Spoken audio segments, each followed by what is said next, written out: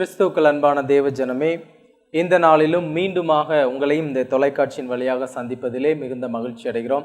பல போராட்டங்களுக்கு பிறகும் இந்த ஊழியத்தையும் தொடர்ந்து செய்ய தேவன் தாமே கிருபை பாராட்டியிருக்கிறார். எங்களுக்காகவும் எங்களுடைய ஊழியங்களுக்காகவும் எங்களுடைய டிவி ஊழியங்களுக்காகவும் நீங்கள் தொடர்ந்து ஜெபித்துக் கொள்ளுமாறு உங்களையும் அன்போடு கேட்டுக்கொள்கிறோம். இந்த நாளிலும் தேவன் நமக்கு கொடுக்க இருக்கக்கூடிய வார்த்தையானது லூக்கா எழுதின சுவிசேஷத்தில் தேவன் சொன்ன ஒரு உவமையை குறித்து நாம் இன்று பார்க்க போகிறோம். அந்த உவமையில் தேவன் மறைத்து வைத்திருக்கிற மறைபொருட்கள் என்னவென்றும் அதை நாம் அறிந்து கொண்டு ஆசீர்வாதத்தை எப்படி பெற்றுக்கொள்ளப் போகிறோம் என்பதையும் குறித்து நாம் இன்று சிந்திக்க போகிறோம். லூக்கா எழுதின சுவிசேஷம் 18ஆம் அதிகாரம் 1ஆம் வசனத்திலே தேவன் சொல்லுகிறார், சோர்ந்து போகாமல் எப்பொழுதும் ஜெபம் பண்ண வேண்டும் என்பதை குறித்து அவர்களுக்கு ஒரு உவமையை சொன்னார். இயேசு கிறிஸ்துவானவர் இந்த பூமியிலே ஊழியம் செய்து கொண்டிருந்த காலத்திலே உவமைகள் மூலமாக ஜனங்களிடத்தில் பேசி தேவனுடைய ராஜ்யத்தையும் தேவனுடைய வல்லமையும் வெளிப்படுத்தினார். அப்படிப்பட்ட இயேசு கிறிஸ்துவானவர் சொன்ன ஒரு உவமையை குறித்து எல்லோருக்கும் தெரிந்த ஒரு பகுதியிலிருந்து தேவன் நமக்கு வைத்திருக்கக்கூடிய ஆசீர்வாதங்கள் என்ன என்பதையும் தேவன் நமக்கு கொடுத்த சிந்தனையின்படி நாம் இன்று பார்க்க போகிறோம். இயேசு கிறிஸ்துவானவர் ஜெபத்தை குறித்து 2 விதமான காரியங்களை சொன்னாலும் முதல் விதமான காரியம், நியாயசாஸ்திரி ஒருவன் தேவனை மதியாதவனும் மனுஷரை மதியாதவனுமாய் இருந்த ஒரு நியாயசாஸ்திரியை குறித்து, ஒரு விதவையானவள் அவனிடத்தில் வந்து தொடர்ந்து அவனையும் தொந்தரவு செய்து அவனிடத்தில் நீதியை பெற்றது போல இயேசு கிறிஸ்துவானவர் அதை குறித்தும் ஒரு உவமை, அதற்கு ஒப்பாய் இருக்கக்கூடிய இன்னொரு உவமையையும் இந்த இடத்திலே சொல்கிறார். நமக்கு எல்லாருக்கும் தெரிந்த ஒரு காரியம், லூக்கா எழுதின சுவிசேஷம் 18ஆம் அதிகாரம் 10ஆம் வசனத்திலிருந்து 14ஆம் வசனம் வரைக்கும் இருக்கக்கூடிய பகுதியிலே இயேசு கிறிஸ்துவானவர் ஒரு ஜெபத்தை குறித்து, 2 மனிதர்கள் செய்த ஜெபத்தை குறித்து இயேசு கிறிஸ்துவானவர் சொல்லுகிறார். 10ஆம் வசனம் சொல்லுகிறது, 2 மனுஷர் ஜெபம் பண்ணும்படி தேவாலயத்துக்கு போனார்கள். ஒருவன் பரிசேயன், மற்றொருவன் ஆயக்காரன். நாம் எல்லோருக்கும் தெரிந்த இந்த பகுதியில் 2 மனுஷரானவர்கள் ஜெபம் பண்ணும்படி ஜெப ஆலயத்திற்கு, அதாவது தேவ ஆலயத்திற்கு சென்றார்கள் என்று வேதம் சொல்லுகிறது. அப்படிப்பட்ட 2 மனுஷராய் இருக்கக்கூடிய ஒருவன் பரிசேயன், மற்றொருவன் ஆயக்காரன். இந்த பரிசேயன் என்ன செய்யறான் பாருங்க. பரிசேயன் என்று, தேவனே, நான் பரிகாரக்காரர், அநியாயக்காரர், விபச்சாரக்காரர் போல இல்லாமல் வெளியே நிற்கக்கூடிய இந்த மனுஷனை, இந்த ஆயக்காரனை போலவும் இராததினாலே உம்மை சோஸ்தரிக்கிறேன் என்று சொன்னான். என்ன ஒரு காரியத்தை இவன் முன்வைக்கிறான் என்றால், நான் மற்றவர்களைப் போல இல்லை, நான் அவனைப் போல இல்லை, மற்றவர்கள் செய்யக்கூடிய காரியங்கள் எல்லாவற்றையும் முன்னிறுத்தி அவனை நியாயப்படுத்துகிற ஒரு ஜெபத்தை இந்த பரிசேயன் தூரத்திலே நின்று செய்கிறான். நன்றாக யோசித்து பாருங்க. வேதம் சொல்லுகிறது, 2 மனுஷர் ஜெபம் பண்ணும்படி தேவ ஆலயத்திற்கு போனார்கள். அடுத்த வசனம் சொல்லுகிறது, பரிசேயன் நின்று, தேவனே, பரிசேயன் என்ன செய்யறான், ஒரு இடத்துல நிற்கிறான். தேவ ஆலயத்திற்குள்ள போனதும் இவன் ஒரு பக்கத்துல நிற்கிறான், அவன் ஆயக்காரன் ஒரு பக்கத்துல நிற்கிறான்.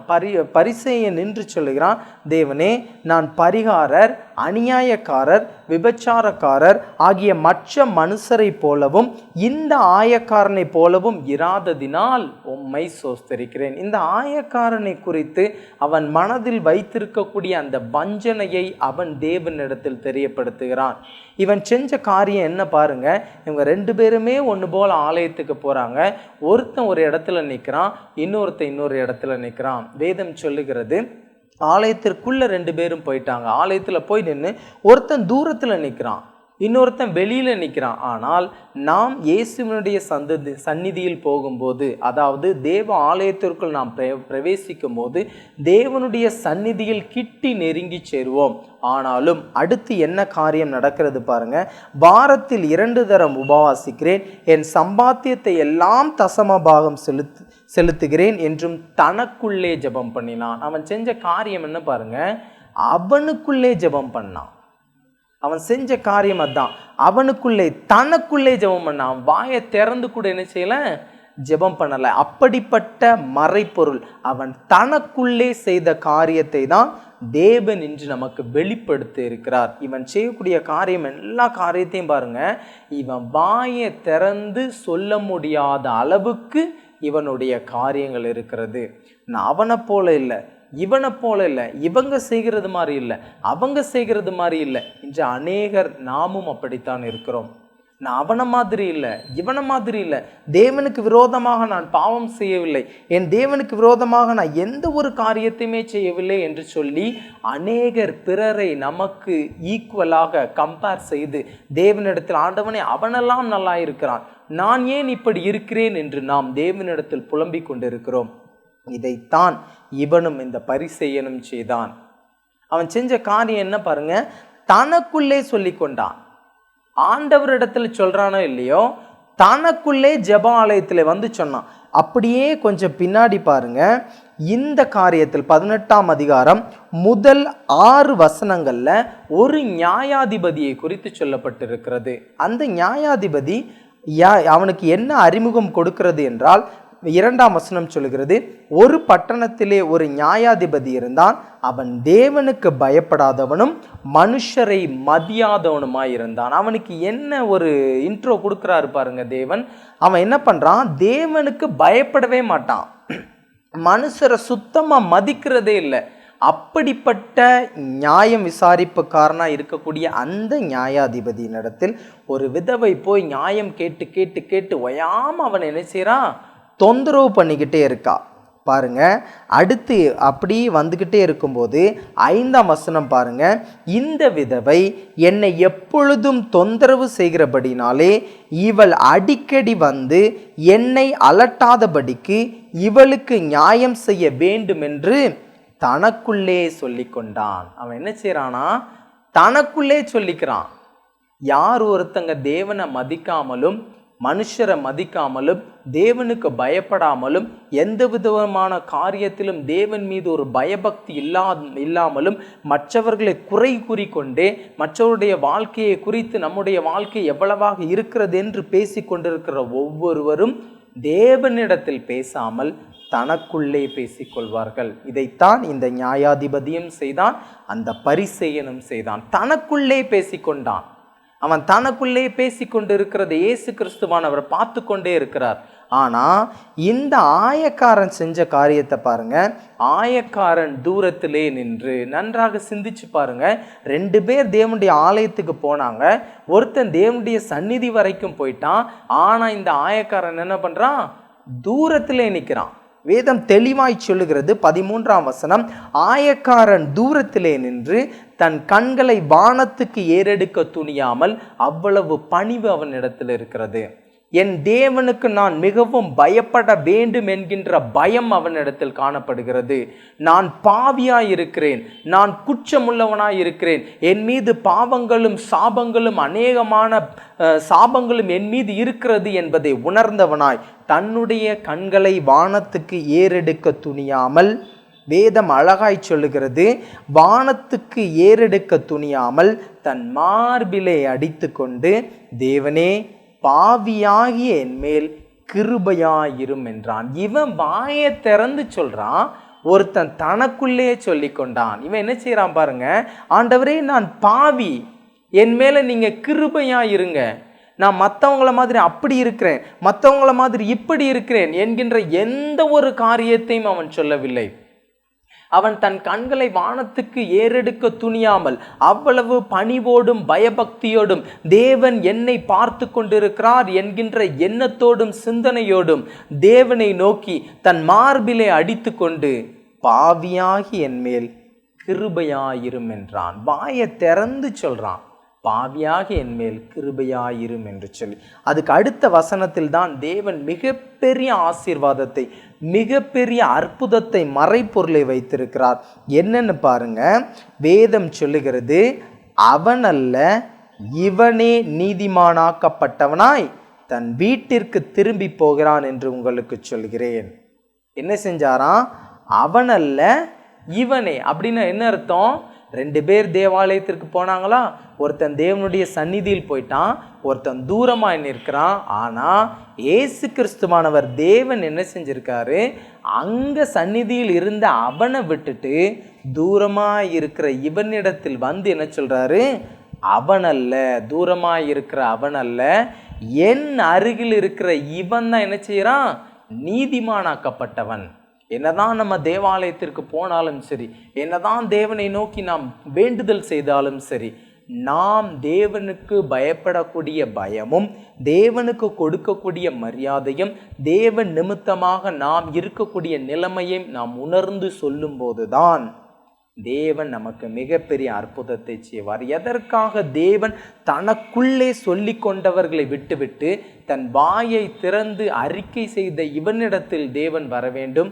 ஏனென்று சொன்னால் வேதம் சொல்லுகிறது, சங்கீதங்களின் புஸ்தகம் 139 சங்கீதம் 2 வசனம் சொல்லுகிறது, என் உட்கார்தலையும் என் எழுந்திருக்குதலையும் நீர் அறிந்திருக்கிறீர், என் நினைவுகளை தூரத்திலிருந்து அறிகிறீர். நம்முடைய நினைவுகளை தூரத்திலிருந்து அறிகிற தேவன், நம்முடைய நினைவுகள் என்ன என்பதை தூரத்திலிருந்து அறிகிற தேவன். 138 சங்கீதம் 6 வசனம் சொல்லுகிறது, கர்த்தர் உயர்ந்தவராயிருந்தும் தாழ்மை உள்ளவனை நோக்கி பார்க்கிறார். என்ன செய்யறாரா?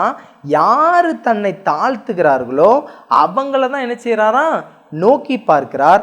மேட்டிமையானவனையோ தூரத்திலிருந்து அறிகிறார். யார் தேவனிடத்தில் தாழ்மைப்படுகிறாங்களோ அவங்க பக்கத்துல போயிடுவாரு. யார் மேட்டிமையா இருக்காங்களோ அவங்கள தூரத்துல இருந்தே அறிந்து கொள்வார். அதைத்தான் இயேசு கிறிஸ்துவானவர் செய்தார். இவன் தன்னை தாழ்த்தினான், இயேசு கிறிஸ்து இவன் அருகில் வந்து அவன் அல்ல இவனை நீதிமானாக்கப்பட்டவன் என்றார். இன்று நாமும் அநேகரும் தேவனுடைய காரியத்தின் நிமித்தம், அவர் நமக்கு செய்த சகலவிதமான அற்புதங்கள் நிமித்தம் எல்லாவற்றையும் மறந்துவிட்டு மற்றவர்கள் கூட நம்மை கம்பேர் செய்து ஒன்றுபடுத்தி தேவனே இவன் அப்படி இருக்கிறான், தேவனே இவன் இப்படி இருக்கிறான், ஆனால் என்னுடைய வாழ்க்கை இப்படி இருக்கிறது, அவனை போல நான் இல்லை, இவனை போல நான் இல்லை அப்படின்னு நாம சொல்லி சொல்லி சொல்லி சொல்லி பிறரை குறை கூறும்போது தேவன் நம்மை விட்டு தூரமாக சென்று விடுவார்.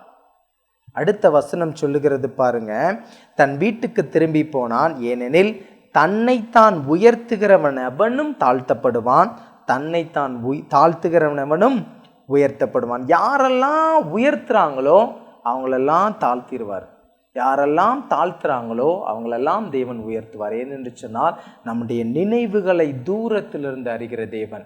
நாம் மனதில் என்ன நினைவுகளை வைத்து இருக்கிறோம், நம்முடைய நினைவுகள் எப்படிப்பட்டது என்பதை அறிந்திருக்கிற தேவன். நாம் மேட்டிமையான நினைவுகள் கொண்டிருந்தால் இந்த பரிசேயனை போலவும் இந்த ஆயக்காரனை போலவும் நாம் எப்படி இருக்கிறோம் என்கின்ற நினைவுகளை தூரத்திலிருந்து அறிகிற தேவன் நம்மோடு இருக்கிற காரணத்தினால் நாம் செய்யக்கூடிய ஒவ்வொரு காரியங்களும், நாம் செய்யக்கூடிய ஒவ்வொரு சிந்தனைகளும், நாம் தேவனை நோக்கி வைத்திருக்கக்கூடிய நினைவுகள் எல்லாவற்றையும் அறிந்திருக்கிற தேவன் நமக்கு ஆசீர்வாதத்தை தர வல்லமை உள்ளவராயிருக்கிறார். நம்முடைய நினைவுகள் எப்பொழுதும் தேவனை நோக்கியே இருக்கக்கூடிய நினைவுகளாக இருக்க வேண்டும். நம்முடைய நினைவுகள் எப்பொழுதும் தேவனுக்கு பயப்படுகிற நினைவுகளாக இருக்க வேண்டும். நம்முடைய நினைவுகள் எப்பொழுதும் தேவனுக்கு முன்பதாக நம்மை தாழ்த்த வேண்டும் என்கின்ற நினைவுகளாக இருக்க வேண்டும். இந்த நியாயாதிபதியும் இந்த பரிசேயனும் செய்த காரியம் என்னவென்றால், அவர்கள் தனக்குள்ளே சொல்லிக் கொண்டார்கள், வாயை திறந்து சொல்லவே இல்லை. அவன் தேவனை மதியாதவனும் தேவனுக்கு பயப்படாதவனும் தேவனுடைய காரியங்களில் எந்த விதமான ஒரு பயபக்தி இல்லாதவனுமாய் இருந்தான். இவன் தேவனுடைய ஆலயத்திற்குள் வந்தாலும் தேவன் அவனை விட்டுவிட்டு இந்த ஆயக்காரன் இடத்தில் வந்து தூரத்தில் இருந்து தேவன் இவனுடைய சமூகத்தில் வந்து அவன் அல்ல இவனே நீதிமானாக்கப்பட்டவன் என்றார். எனக்கு அன்பான தேவ ஜனமே, இன்று நாமும் செய்யக்கூடிய ஒவ்வொரு செயல்களும் தேவன் நம்மை பார்த்து கொண்டிருக்கிறார்.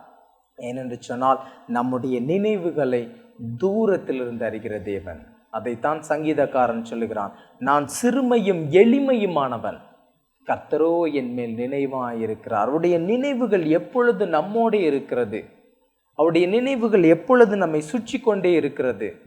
எப்பொழுதும் தேவனுடைய நினைவுகள் நம் மீது இருக்கும்போது நாம் பயபக்தியாக தேவனிடத்தில் நாம் ஜெபம் செய்யும் போதும் வேண்டுதல் செய்யும் போதும் தேவன் பலவிதமான அற்புதங்களை நமக்கு செய்ய வல்லமையுள்ளவராயிருக்கிறார். எப்படி இந்த ஆயக்காரனும் பரிசேயனும் தனக்குள்ளே இருந்த காரியங்களை தேவனுடைய சமூகத்தில் வெளிப்படுத்தினார்களோ, இந்த பரிசேயன் தனக்குள் இருந்த சகல காரியங்களையும் தனக்குள்ளே வைத்து கொண்டு, தன்னுடைய இருதயத்தின் நினைவுகளை தனக்குள்ளே வைத்து கொண்டு தேவ ஆலயத்தில் எப்படி வெளிப்படுத்தினானோ, இந்த ஆயக்காரன் தனக்குள் இருந்த சகல காரியங்களையும் தேவனுக்கு முன்பதாக நான் பாவி, என் மீது கிருபையாயிரும் என்று எப்படி கேட்டானோ, நம்முடைய நினைவுகளையும் அவர்களுடைய நினைவுகளை பார்த்த தேவன் நம்முடைய நினைவுகளையும் பார்க்க வல்லமை உள்ளவராயிருக்கிறார். ஜெபம் செய்வோமா? அன்பின் பரலோக பிதாவே, உம்மை துதிக்கிறோம், சோஸ்தரிக்கிறோம் அப்பா. ஒருவராய் பெரிய அதிசயங்களை செய்கிறவரே, உம்மை துதிக்கிறோம், சோஸ்தரிக்கிறோம். நாம் நிற்பதும் நிர்மூலமாகாமல் இருப்பதும் தேவனுடைய சுத்த கிருபையாய் இருக்கிறது என்று சொன்ன வார்த்தையின்படி உம்முடைய சுத்த கிருபை எங்கள் மீது இருக்கிற தயவுக்கு உமக்கு நன்றி செலுத்துகிறோம் அப்பா. ஆண்டவரே, நாங்கள் மிகவும் ஒடுக்கப்பட்டவர்கள், நாங்கள் மிகவும் நெருக்கப்பட்டவர்கள் அப்பா. எங்கள் மீது கிருபையாய் இருக்கிற தேவனே, உமக்கு நன்றி செலுத்துகிறோம் அப்பா. இப்பொழுதும் இந்த நிகழ்ச்சியை பார்த்து கொண்டிருக்கிற ஒவ்வொரு பிள்ளைகளையும் அவர்கள் மனதில் இருக்கக்கூடிய நினைவுகளை தூரத்திலிருந்து அறிகிற தேவன், அவருடைய மனதில் இருக்கக்கூடிய காரியங்கள் எல்லாவற்றையும் கிறிஸ்து இயேசுவுக்குள் நீர் நிறைவேற்ற வேண்டுமாறு இயேசுவின் நாமத்தில் நாங்கள் கேட்டுக்கொள்கிறோம் அப்பா. எங்களுடைய உட்காருதலையும் எழுந்திருக்குதலையும் அறிந்திருக்கிற தேவன், எங்களுடைய நினைவுகளை தூரத்திலிருந்து அறிகிற தேவன். சகேயு நீர் எப்படிப்பட்டவரோ என்று பார்க்கும்படி வகை தேடினான் என்று வேதம் சொல்லுகிறது.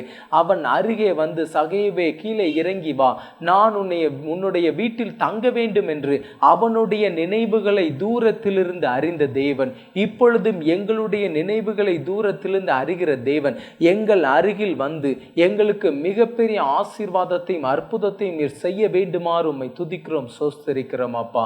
இப்பொழுதும் யாரெல்லாம் உம்மை நோக்கி என்னென்ன விண்ணப்பங்களை வைத்து கொண்டிருக்கிறார்களோ அந்த விண்ணப்பங்களை கிறிஸ்து இயேசுவுக்குள் நீர் ஆம் என்றும் ஆமேன் என்றும் நிறைவேற்றி தரப்போகிற தயவுக்கு உமக்கு நன்றி செலுத்துகிறோம். பார்த்து கொண்டிருக்கிற ஒவ்வொரு பிள்ளைகளையும் ஆசீர்வதிங்க, அவருடைய குடும்பங்களை ஆசீர்வதிங்க, அவருடைய பிள்ளைகளை ஆசீர்வதிங்க, அவருடைய கணவரை ஆசீர்வதிங்க, அவருடைய மனைவியை ஆசீர்வதிங்க. அவர்கள் செய்யக்கூடிய தொழில்கள் எல்லாவற்றிலும் உம்முடைய ஆசீர்வாதமும் அனுக்கிரகமுடைய பிள்ளைகளோடு எப்பொழுதும் இருக்க நீர் கிருபை கொடுக்குமாறு ஜெபிக்கிறோம் அப்பா. ஆண்டவரே, நீர் கொடுத்த இந்த சத்தியத்திற்காக ஜெபிக்கிறோம். எங்களுடைய நினைவுகளை அறிந்திருக்கிற தேவன், உம்முடைய நினைவுகளின் மீது நீர் எப்படி நம்பிக்கை வைத்திருந்தீர், எவ்வளவாக அதை ஆபிரகாமுக்கும் ஈசாக்குக்கும் உடன்படிக்கையை நிறைவேற்றின தேவன் அப்பா, அதே போல் எங்களுடைய நினைவுகளை நீர் அறிந்திருக்கிறேன். எங்களுடைய நினைவுகள் எப்பொழுதும் உம்மை நோக்கியே இருக்க நீர் எங்களை செவ்வைப்படுத்த வேண்டுமாறு ஜெபிக்கிறோம். உம்முடைய கரத்தில் எங்களை ஒப்பு கொடுக்கிறோம், வழி நடத்தும், ஆசீர்வதியும். இயேசுவின் மூலம் ஜெபிக்கிறோம் எங்கள் ஜீவனுள்ள நல்ல பிதாவே, ஆமென்.